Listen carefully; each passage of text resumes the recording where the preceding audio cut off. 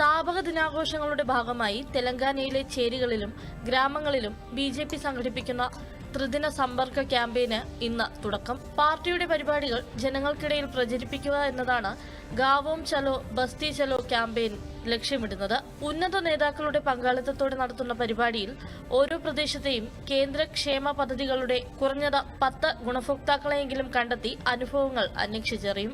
കൂടാതെ ആരോഗ്യ കേന്ദ്രങ്ങളിൽ സ്വച്ഛതാ പരിപാടികളും സംഘടിപ്പിക്കും. പൗരന്മാർ നേരിടുന്ന പ്രശ്നങ്ങൾ മനസ്സിലാക്കുന്നതിനായി ക്യാമ്പയിനിന്റെ ഭാഗമായി ബൂത്ത് കമ്മിറ്റി യോഗങ്ങൾ നടത്തുമെന്നും BJP സംസ്ഥാന ജനറൽ സെക്രട്ടറി K. വെങ്കടേശ്വർലു അറിയിച്ചു. ജമ്മു കാശ്മീർ റംബാനിലെ സൈനിക രക്തസാക്ഷി സ്മാരകം CRPF commandant N. Ranbir Singh ഉദ്ഘാടനം ചെയ്തു. CRPF ധീരജവാന്മാരായ DIG Shailendra Vikram Singh, CTDVR Naveen Kumar എന്നീ 2 സൈനിക ഉദ്യോഗസ്ഥരുടെ സ്മാരകമാണ് ഉദ്ഘാടനം ചെയ്തത്. 2019 ഡിസംബർ 15-ന് ഡിഗ്ഡോളിലാണ് ഇരുവരും വീരമൃത്യു വരിച്ചത്.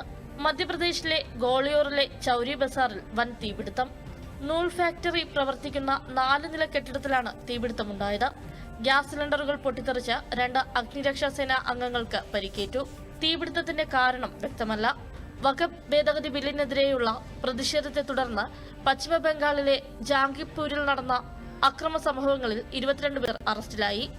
ഭാരതീയ നാഗരിക് സുരക്ഷാ സംഹിത സെക്ഷൻ 163 അക്രമബാധിത പ്രദേശത്ത് നടപ്പിലാക്കിയിട്ടുണ്ടെന്ന് ജംഗിപൂർ SP ആനന്ദ് റോയ് മാധ്യമങ്ങളോട് പ്രതികരിച്ചു. പ്രദേശത്ത് ഇന്റർനെറ്റ് സേവനം താൽക്കാലികമായി നിർത്തിവച്ചിരിക്കുകയാണ്. വ്യാജ ട്രേഡിംഗ് ആപ്പ് വഴി തട്ടിപ്പ് നടത്തിയ പ്രതി അറസ്റ്റിൽ.